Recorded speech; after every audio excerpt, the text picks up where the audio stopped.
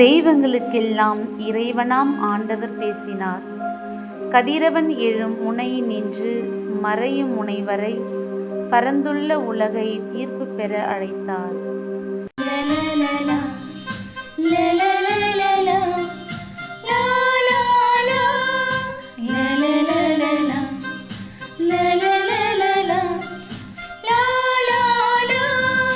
கடவுளுக்கு நன்றி பலி செலுத்துங்கள், கடவுளுக்கு நன்றி பலி செலுத்துங்கள்.